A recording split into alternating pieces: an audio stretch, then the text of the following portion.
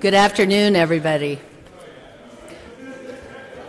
I want to welcome you to California State University, Northridge. As president, I'm honored to be here today to represent the university in the strides that we have made regarding emergency preparedness and earthquake safety for our over 40,000 students and close to 5,000 staff and faculty employees. We are gathered here today to demonstrate our support of the efforts of Senator Bob Hertzberg, who represents the university in the 18th Senate District. I want to go on the record for saying I support any and all steps that can be taken to protect our students, our faculty, and our community. I'm looking forward to working with Senator Hertzberg to help accomplish the disaster preparedness goals that he will outline for all of us today. Thank you, Senator Hertzberg. Most of you know, of course, that we at CSUN know all too well the devastation, the pain, the heartbreak that an earthquake can cause. 25 years ago, on this very day, a powerful earthquake rocked Southern California and forever altered the lives of so many, including lives lost. The CSUN campus and infrastructure were also gravely affected. The campus experienced catastrophic damage to nearly every building, as well as a total collapse of a parking structure, which is pictured behind me. You can see it. The history of CSUN is sadly intertwined with the memory of the destructive Northridge earthquake. When CSUN faced disaster back in 1994, friends and strangers alike supported us in our time of need. The community came together like never before. The city, the state, the federal government worked together to solve problems and get people the help that they needed. This is also the legacy and history of CSUN, and I am so proud of the resilience of our community. I want to thank Assembly members Jesse Gabriel and Adrian Nazarian, who are here today, and Council Member Bob Blumenfield, and Deputy Mayor Jeff Gorell for being here and for their leadership and their support. I also want to acknowledge Dr. Lucy Jones, who is the founder of the Center for Science and Society, and Glenn Pomeroy, Chief Executive Officer of the California Earthquake Authority. Thank you all for being here today. I also want to acknowledge the support of Mayor Eric Garcetti and Council Member Monica Rodriguez and many, many others. Senator Hertzberg, please know that your efforts are greatly appreciated by the CSUN community. Please continue to count on us as good partners with you, and we look forward to working with you on these efforts. Thank you. Thanks so much.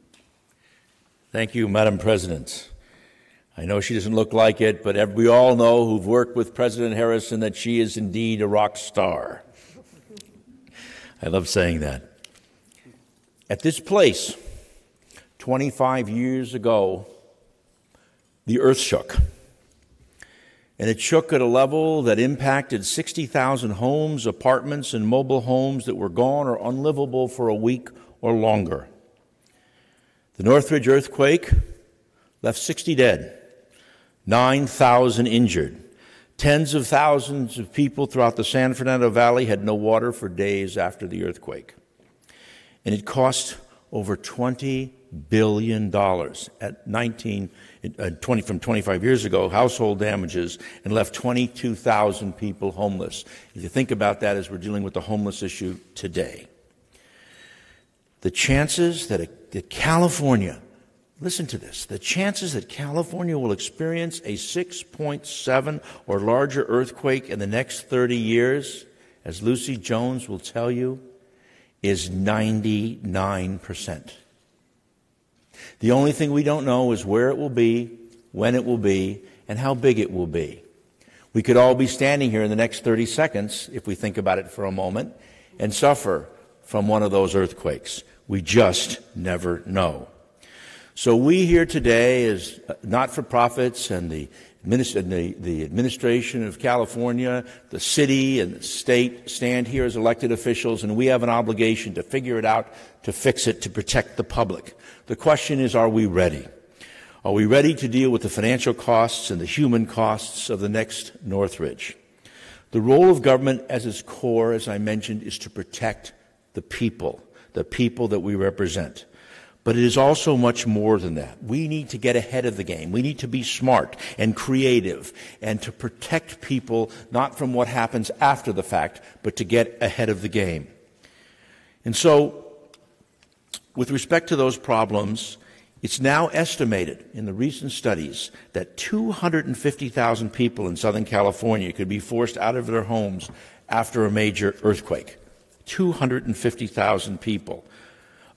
That's amount in any major region already facing this extraordinary housing crisis. But it's not limited to Los Angeles.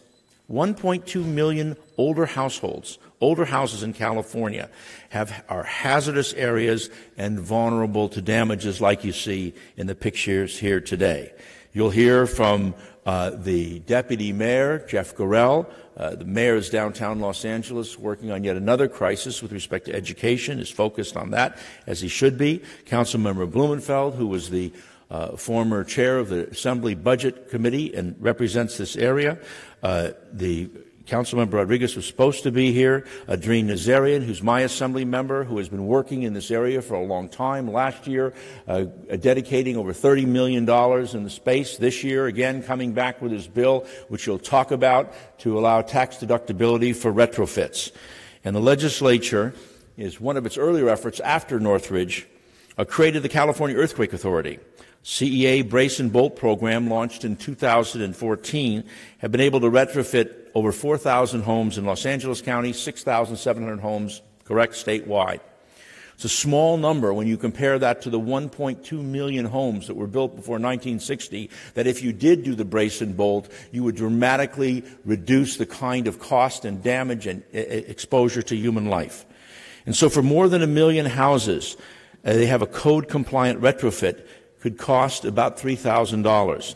And it could prevent a family from losing everything. It could be the difference between life and death, between moving forward and bankruptcy. And that's why what you're going to hear today is that we are working with the California Earthquake Authority in the legislature to expand their ability to retrofit homes. And as I was just at a meeting this morning with the governor, and he was talking about not shying away from tough problems and going big, and that's what we intend to do. We intend to create a $1 billion program by refinancing and restructuring how the California Earthquake Authority works to brace and bolt as many homes and to provide as much resilience as we can to protect as many homes as we possibly can throughout California and apartment buildings. The mayor of Los Angeles, that you'll hear about it today in Los Angeles, has done a great retrofitting program. I think, wasn't Mr. Krikorian involved in that measure too?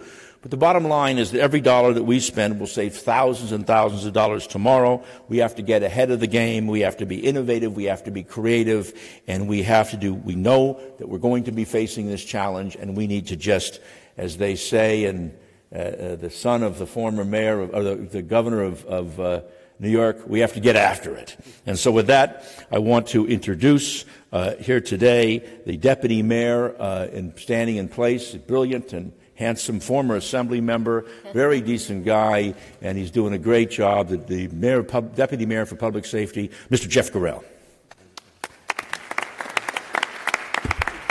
Wow, thank you, Mr. Senate Majority Leader. We thank you so much for your leadership in Sacramento on this important issue and everything regarding public safety. I'm honored to join these distinguished speakers today here on behalf of Mayor Eric Garcetti. There's a few things in this world that can make us feel as insignificant or small or vulnerable as Mother Nature. And 25 years ago today, Mother Nature spoke, and the earth shook, and it opened up. 57 people died, 8,000 were injured, countless thousands of buildings were destroyed and infrastructure. And yes, we may feel insignificant at times, but we're not helpless. And what's important is that These key leaders behind me at the state and local level have done everything they can to identify lessons learned and to embrace those lessons so that we can limit the loss of life and the damage to property next time we have a major earthquake. And as Dr. Lucy Jones will tell you in a minute, it's not a matter of if, it's a matter of when. We've made an effort to retrofit buildings throughout the city of Los Angeles. Resilience by Design is a blueprint that was released from the lessons learned from this earthquake. Today, more than 1,500 soft-story buildings have been retrofitted. Another 3,301 buildings have had permits issued to do the same. And by 2024, we will see all 12,865 of these buildings retrofitted. Even today, we have 21,000 households that are safer than they were before these earthquake retrofit ordinances were established. Our focus isn't just limited to this hardware. We're also looking to the software that can save lives. Just week before last, Mayor Eric Garcetti, in partnership with USGS and AT&T, launched Shake Alert LA. It's the first in the nation free, municipally offered, publicly offered earthquake early warning app. And we encourage right now all Angelenos, all Northridge students, and everyone in Los Angeles County to take the few seconds to download Shake Alert LA on your iPhone or on your Google-powered device, because these few seconds can save your life. If you're able to receive an early warning, 2 seconds, 5 seconds, as many as 60 seconds from a San Andreas fault earthquake, you can do things like slow your car down and park it safely, or stop the elevator and get out of the elevator. You can get out from underneath power lines or move away from plate glass windows. These few seconds are lifesavers. An overwhelming response so far to this app. We've had more than 373,000 downloads from the Los Angeles area. And we want people to continue to get the word out to your friends and family, because this is a lifesaver. Resilient Los Angeles is the first citywide resilient strategy that was released. And what we know is most important in our city's resilient strategy is the government can't do it alone. The most important factor here is what you do, the people of Los Angeles, within your home, in your apartment, in your family, in the neighborhood, and in your block, to prepare yourself. Because in a major event, it is probably not within 10 days that you will see an emergency response official be able to make it to your front door. The first person you will probably see is a family member or a neighbor. And so we're encouraging people to go to notifyla.org and sign up for emergency alerts that you would receive after a big earthquake or event. Don't forget to go to that website and learn what you can do for your family or for your small business to better prepare for the next Northridge earthquake. This is an anniversary, is an opportunity for us all to recommit ourselves to this important work of building a city that's more resilient. And never forget, the resilience begins with the individual, all of you. And now I would like to introduce another key partner in our resilience efforts, a friend of mine and former colleague in the California State Assembly, Councilmember Bob Blumenfield. Thank you. Thank you, Deputy Mayor, Senator Hertzberg, everyone who's here. And I really want to thank you for the efforts that you're doing with CSUN here and the renewed commitment to getting us ready, because as is mentioned, it's not if, it's when. You know, 25 years ago when this earthquake hit, it changed the trajectory of my life, and it changed the lives of many people. Although, unlike most people who'd say that, I wasn't actually here in Los Angeles. I was in Washington, D.C. at the time, and I got a call. I was a legislative director for the congressman who represents this area and whose district had just been destroyed. I got a call from a friend of mine who worked at CNN saying, your district has just been basically pummeled by an earthquake, and made my way into the Capitol to start working on the earthquake assistance bill. And it was a crazy story of how we ended up getting that money. We ended up getting over $14 billion worth of aid. It was the largest single package federal funding going into a district up until that time in history. And I think about that now, And we had to align all the forces, and we had a government that was really focused on preparedness. James Lee Witt was the head of FEMA, and FEMA had just been made independent and was really at its zenith. It was at its apex. And I worry, because now you hear things on TV, the president talking about not funding for the fires that we've had, and I really worry whether we're going to get even the level of commitment that we were able to get. And you saw what happened with the Katrina and other issues. So we can't count on the federal government rushing to our aid. We're going to rely on that as much as we can, but we need to be resilient here. And it makes what you're doing at the state level particularly important, because we need to be self-sufficient.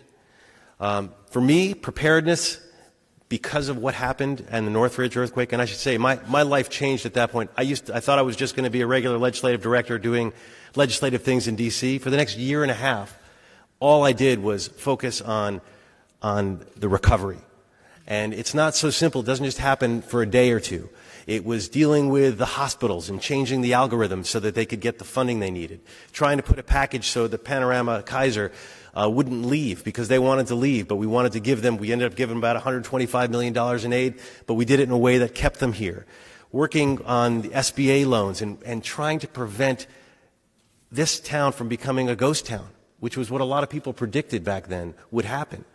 But it didn't happen, because a lot of people were committed and there was a lot of intervention. But we were also very lucky back then. It happened early in the morning. It wasn't as bad in some ways. Now, as Lucy will talk about, what's predicted is something that could be 40 times as strong as what happened. And it wouldn't just affect this area here. And where that was hit, by the way, is now the center, is part of my district now. I represent, among other areas, Reseda, which is where the epicenter of the earthquake actually was. So we're going to be hit by something else, and we need to be resilient. And the mayor, the deputy mayor, talked about some of the things we're doing on the city level. I'm very proud of this city. We're focused. We have some of the most aggressive laws now on the books in terms of retrofit, but we need money to help pay for that, and that's where the state can come in and some creative programs can come in to be able to make that happen. In my district, we've done something. I have something called a community action team, emergency preparedness team, that I started. The first thing I did when I was actually elected to the assembly, and I've kept it going in the city, was putting this team of volunteers together to help coordinate a volunteer response. And during the Woolsey fire just recently, and one of the crazy things that we do, I'm probably the only elected official that has a warehouse full of emergency supplies, but we have that. And when the Woolsey fire hit, we had supplies to the evacuation centers within hours. And we were asking them what else they needed, and we ended up turning my office into a donation center, and we had hundreds of people coming, thousands actually, of donations, and we're able to help make that happen. So we need to be creative, and we need to be resilient. And today's 25 years reminds us we've got to focus on that, and I'm proud to be part of the team here of officials who is going to work together to make us prepared, because we may not got another 25 years before this big one hits. It's coming soon. And I, for one, am going to redouble my efforts on this occasion, to doing everything I can to make sure we're prepared, and I know everybody else here is as well. Thank you. Thank you. Thank you, Bob. And just so you know, Shake Alert LA right here. You got to have it. And this is also, what the mayor has done is fantastic, but it's part of a plan that Adam Schiff was working on. A number of people in Sacramento who have been working on this to get the funds. So there's over 1,100 of these nodes in California. Caltech got a grant, Lucy was saying, for $5 million that helped us get ahead of the game here in Los Angeles. And so with that, I want to introduce Dr. Lucy Jones. But, it's interesting. And I've lived in LA all my life. I actually lost my home in the Northridge earthquake, unfortunately. But Dr. Jones, who used to be with Caltech, now is with the Center for Science, the Dr. Lucy Jones Center for Science and Society. But she's one of these comforting voices who, for somebody who's a rocket scientist who understands stuff at a level that none of the rest of us do, has an ability to both comfort us and to explain the circumstances and what's going on in the simplest terms. Recently, on all this issues of the rollout of the Shake LA, I watched you. There was some old footage of you from 25 years ago, and there you were, being the first one, woke up in the middle of the night, giving us comfort, helping us, and here she is, ladies and gentlemen, to help us understand what we're facing here on this anniversary and going forward, Dr. Lucy Jones. So thank you all. I think at these type of press conferences, what you're supposed to do is say, what was I doing 25 years ago? I wish I could remember. I really can't remember much of what happened that day. I have these isolated vignettes. I can remember getting out of bed, and I can remember a couple of press conferences, and I remember a couple of arguments. And what are we going to call this? Well, you're not supposed to name it after a city. What's the feature that we can do? There's Northridge Hills, but there's a Northridge Hills fault, and it's not on the Northridge Hills fault. And we argued so long that the press was calling it Northridge before we made up our mind, and we had to go along. So I really can't do a lot on that one. What I can do, though, is what I know the reason I'm here is to convince you that there's more coming. So I'll say I'm probably the only one in this room, or at least the only one up at this podium, that doesn't think Northridge was a big earthquake. And I think that's the big message. It was only a 6.7. And what it means to be a bigger earthquake is not stronger shaking at some site. It's strong shaking at many more sites. So 500,000 people received strong shaking in the Northridge earthquake. When we have a 7.8 on the San Andreas fault, we'll have about 10 million people receiving an equivalent level of shaking. And that's why it's different. I think actually Los Angeles can be pretty proud, and California can be pretty proud about how we handled the Northridge earthquake. It was very devastating to a lot of people. We mobilized quickly. As you heard, we had a very proactive FEMA that came in here and got a lot of money moving. 40% of the people who had damage in that earthquake had earthquake insurance. It's a lot lower now. I heard we're up from 9%, 13% now? 13%. Still 1/3 the number that had it back in 1994. Okay? All of those factors meant that we were able to respond quickly. And people got out and hired contractors, and contractors hired subcontractors, and we got our economy going again. Are we going to be able to do it when 10 million people have the problem? And we're not if we only have 13% insurance coverage, and we haven't done anything to prepare our houses. Because my second message, besides don't think you've gotten through a big earthquake before, is the earthquake is inevitable, but the disaster is not, because many of the problems can be fixed ahead of time if we choose to do it.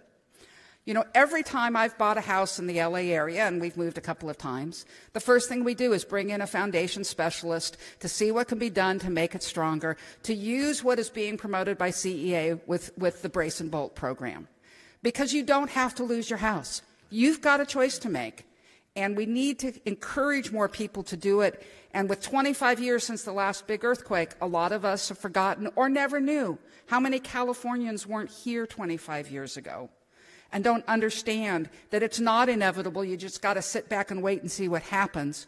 We know it's coming. We can do something about it. And the fact that we are seeing over the last few years this incredible level of political will to move on it is really encouraging to me. At the local and the state level, we are seeing an engagement and understanding that both that the earthquake's inevitable, but there's something we can do about it. So I want to congratulate everyone who's been able to get this moving forward and continue, I hope, to have the political will to do what's best for California. We will. We will. We'll get it together. Thank you, Dr. Jones. The earthquake is inevitable, disaster is not. That's the takeaway. That's the takeaway. If there's any message that we want to talk about here is that there's going to be an earthquake, and we're going to do everything we can to minimize the disaster in that regard. And somebody who has been very involved for a number of years in this issue, had a couple of bills vetoed, and it does not deter him. That's the big message in legislating. Keep fighting on. My assembly member, Mr. Adrien Nazarian, he's coming back. You're going to hear about some of his ideas. He has been very helpful with the Earthquake Authority on previous issues. He's gotten into the weeds on this stuff when a lot of other folks weren't focused on it. Ladies and gentlemen, Assembly Member Adrien Nazarian. Thank you. Thank you. First of all, when I was first elected 6 years ago, the question always was, well, what are your priorities? What are you going to work on? And representing the San Fernando Valley, I'd always say water, transportation, and addressing earthquakes. You would not think of earthquakes as being such a primary role-playing factor, but given what we saw in the Valley in '94 and prior to that as well, given some of the inherent issues that we have, whether in the geology of our ground or the weaknesses and frailties in our infrastructure, it's key that we address this issue head on, and it requires multiple-pronged approach. It's not just legislative, it's not just funding and budget, but it's also administrative. It's thinking outside of the box and looking at funding mechanisms so that we ease the pain and the difficulty of property owners in being able to go through the retrofits that are necessary. Having the funding available so that the brace and bolt program is not just funded through the mechanism of the capital received from the insured, but the state making an investment. I think 3 years ago when we helped put in $6 million in the budget from general funds, that was the first time that general funds were actually used in the brace and bolt program. And by the way, it's always important to highlight the brace and bolt program. www.earthquakebraceandbolt.com is the website that you can go, type in your zip code, and see if you qualify for a $3,000 grant. And you can't not talk about this without explaining. It's one thing to talk about at a policy level. It's one thing to talk about at what it does to the economy, local economy, and regional economy. Given what a economic driver Los Angeles is. We saw what happened when the businesses came to a standstill in downtown LA, and we can't have that happen again. But none of this relates to each and every one of us the way a personal story does. I grew up in Winnetka, very close to the epicenter. My brother lived in Chatsworth, and his place was torn apart. My sister still lives in Porter Ranch. And her place was devastated as well, along with the winds, of course, of the Northern Valley area. So you can imagine to what extent individual families were impacted and how we tried to offer support with one another at a time that government was not really able to come out.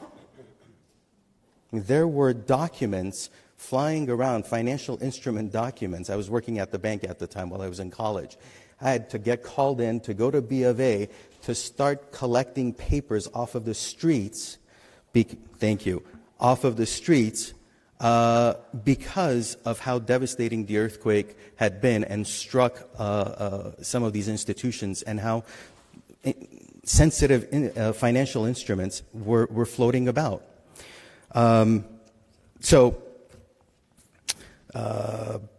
Wanted to go over a few things just to say that what we've done so far, worked on with the California Earthquake Authority to fund the Brace and Bolt program, that was AB 1440, to protect individual homes from rocking off their foundation, pushed for a $10 million seismic safety revolving loan program through the State Treasurer's Office to help property owners pay for life and property saving retrofits. Got AB 2618 signed, which was a PACE program, the Property Assessed Clean Energy Program, so that seismic safety improvements can be included in home financing. And last year, with the help of many of our colleagues here, we passed a change through AB 2927 in the California Earthquake Authority's insurance program that will save $30 million. Freeing up money to be spent on expanding programs like Brace and Bolt, which the Senator highlighted. This year, I'll be authoring a series of 3 bills, bringing 3 bills back that were all vetoed. One was a tax credit that was vetoed 3 years ago by Governor Brown. And last year, he vetoed 2 different bills, one having to do with mapping, and another one that I worked with very closely with Dr. Lucy Jones, having to do with addressing functional recovery, which was a term that was coined during that process. So that we've taken steps. We've taken steps since the late 70s, early 80s. We've strengthened the codes through the state building standards. We now have codes that protect human life, but we don't really protect buildings. And we're spending millions upon millions of dollars in new construction, but we're doing it under code that could potentially, within a matter of whenever the earthquake strikes, render it unusable and have to go through the whole process of going through the insurance process, finding out who's liable, where the issues were, all the time losing a lot of the revenues, a lot of the incomes that people are depending on, and also losing quite a few individuals through displacement. And right now, when we're addressing homelessness in California and the inaffordability of housing and housing costs, this is the exact issue that we need to be focusing on, along with how we make housing affordable and we get the homeless off the street. Because in LA, through the leadership of Mayor Garcetti, we identified over 15,000 buildings that are vulnerable. We've known this since 2014, when I carried my retrofit bill. If any of those homes, if any of those buildings are impacted in the earthquake, guess who's living in those? The most vulnerable buildings in LA house the most vulnerable populations. Those are all the affordable and low-income homes. So guess what's going to happen to our homelessness issue? We think we have an homelessness issue now. It'll only triple after a major disastrous earthquake. So with that, what I'd like to do is tell you a little bit about that I will be reintroducing a 30% seismic retrofit tax incentive to help property owners, especially those who own large concrete buildings, to safeguard their property. I'm also reintroducing legislation to ensure that all future buildings in California do not just protect life, but can be usable soon after an earthquake. That was the functional recovery bill of expanding and increasing and strengthening building standards. And the earthquake mapping will allow us the inventory to know what are the vulnerable buildings that we're working with in the state. So I look forward to working with all of you, and let us remember the lessons that we learned 25 years ago today and ensure that Los Angeles remains safe and sound for the next big one. Thank you. Thank you, Mr. Azarian. Thank you so much, and appreciate all your hard work. And one of the great benefits of democracy is that we get to elect new and fresh faces. And here in the San Fernando Valley, one of those new faces recently elected is this brilliant fellow in the form of Jesse Gabriel, who's here today because he gets it. He's showing up. He's here. He's going to be engaged. He is going to be a dynamic force. He has not historically been involved in many of these issues, but being someone who's here to the San Fernando Valley, someone who represents us in the San Fernando Valley, you're going to see him at the forefront. That's why he's here today. Ladies and gentlemen, Assemblymember Jesse Gabriel. Thank you, Senator Hertzberg, for that very kind introduction and for your great leadership. And I think we should all be very proud here in the Valley that we are so well served to have the majority leader of the state Senate be someone who's from the Valley and who's keeping our interests and our concerns at the forefront of state policymaking. And, of course, wanted to thank President Harrison as well and CSUN for hosting us today. I am, as Senator Hertzberg mentioned, I'm the new guy. I represent the West San Fernando Valley up in Sacramento. I'm privileged to represent this great university and this great community up in Sacramento. Unlike Dr. Jones, I have very clear memories of 25 years ago. I was a 12-year-old kid, and the events of that day are pretty much seared into my memory. I remember waking up in the middle of the night, and I slept in a bed underneath a window, and I remember the window just shaking violently, and I put the pillow over the top of my head because I was convinced that the window was going to shatter and that I was going to be cut up. I remember my dad racing into the room. He grabbed my brother, who was 8, and me, and we went outside and sat outside on our cul-de-sac and talked with my mom. And I remember that we slept in our minivan for a couple nights. My brother, who was 8, was really, really afraid to go back into the house. I remember the aftershocks that a lot of folks may remember and how scary those were as well. So for those of us that were of that generation, these are a series of events that are really seared into our memory.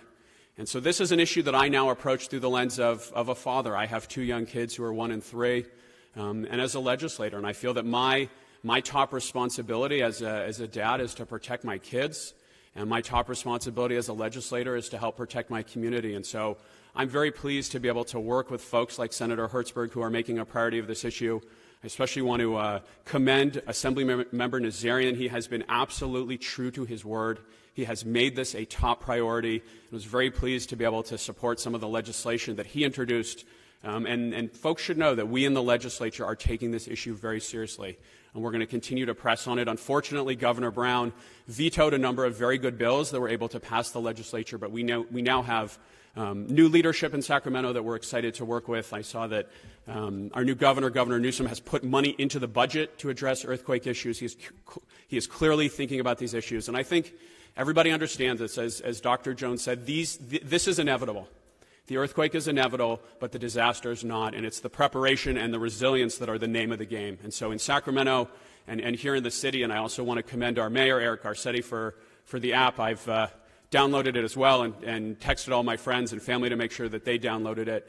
We are working together, different levels of government, to make sure that we're prepared and that we can be resilient when this happens, because it's not if, it is when. And so I just want to thank again Senator Hertzberg, thank all of my colleagues at the state and federal level, thank Assemblymember Nazarian, and I want folks to know we are focused on this issue, and we're going to make sure we get the work done in Sacramento to protect this community.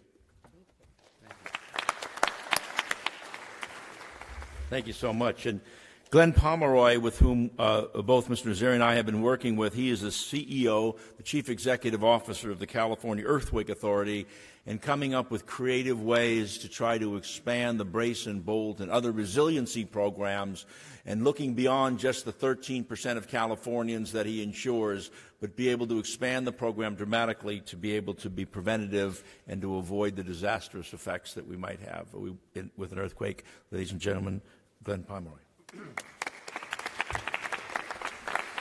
Thank you, Senator Hertzberg, and thank you all for joining this important day. California Earthquake Authority, a not-for-profit organization formed in the aftermath of Northridge after most for-profit insurance companies wanted nothing to do with this risk anymore. Launched, formed, now 22 years later, we do insure over 1 million homes. It is about totally insured in the state, about 13% of the state's population, or the state's homes. We can only regard that as what it is, which is a good start. And we need to redouble our efforts to make sure that more Californians have the financial strength to be able to survive financially after the big earthquake strikes, because, as has been said, 99% chance of another Northridge 6.7 sized earthquake happening somewhere in California over the next 30 years. Dr. Jones and the scientists tell us something else. They say there's a 75% chance of a 7.0 earthquake striking in that same period of time, and a 7.0 is nearly 3 times as strong as Northridge in terms of energy release. So this is all terribly serious, and we need to take it seriously. And our question should be, what should our response be to these known scientific facts? Fight or flight? Fight or flight, the fight or flight response, a physiological reaction to a known perceived threat. What should our response be to the fact that the next earthquake, big damaging earthquake, is not a matter of if, it's a matter of when? You know, if we lived in Florida, it'd be a little easier to manage. Different form of natural disaster. Hurricanes are different than earthquakes. Form off the west coast of Africa. You can see them churning across the Atlantic, moving our direction. CNN's talking about it for 4 or 5 days, and Floridians have the opportunity to make a choice: fight or flight. Do they join the thousands who are evacuating up north and streaming up into the southeastern part of the country, or are they going to take their chances and fight it out? Get the sandbags around their foundations, put up the plywood around their windows. Do they fight or flight? Well, Californians, we don't have that luxury. But we get to live in California. We do have the advance of the incredibly important technology, the early earthquake warning system, which will give Californians important, I believe, life-saving opportunities to take immediate steps, immediate action to make themselves safer when there's a notification that an earthquake is seconds or a moment away. But it's seconds or moments. It's not weeks or days or weeks.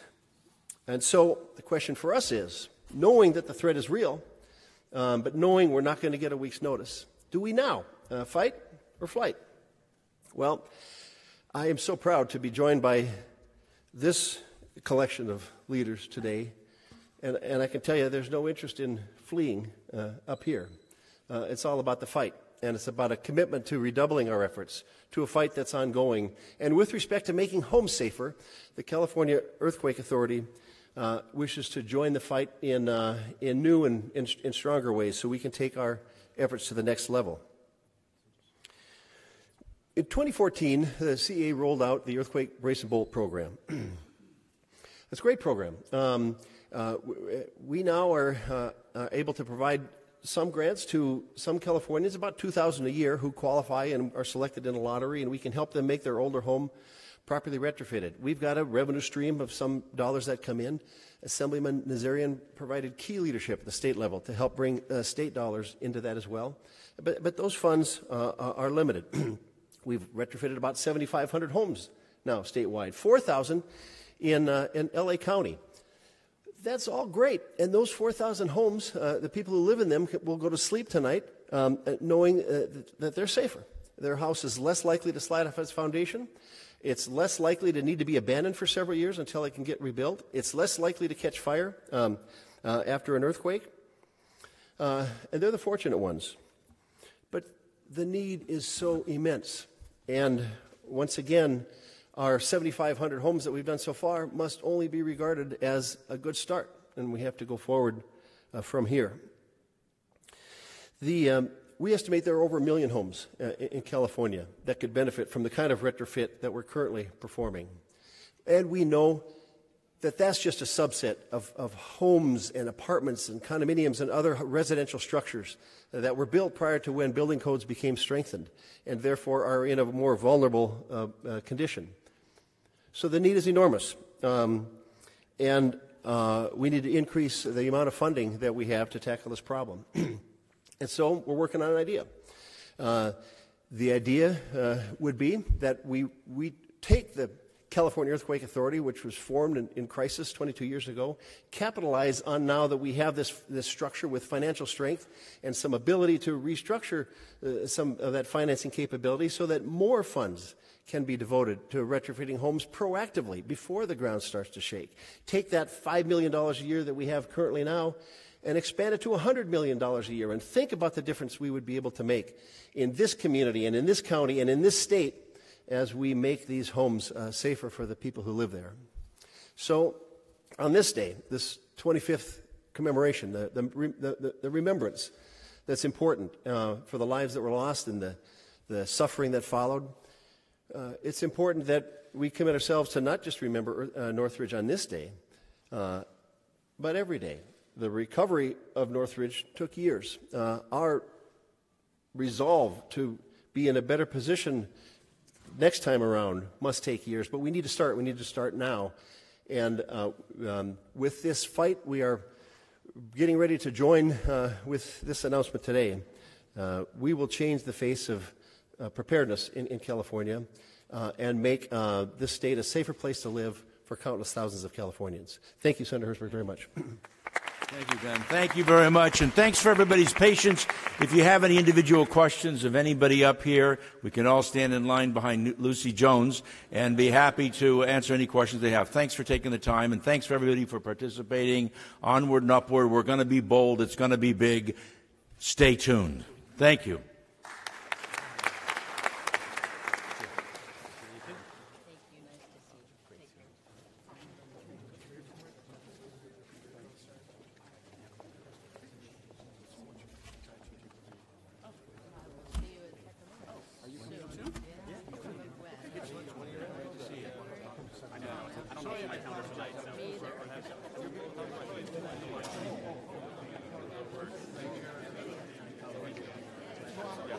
do that.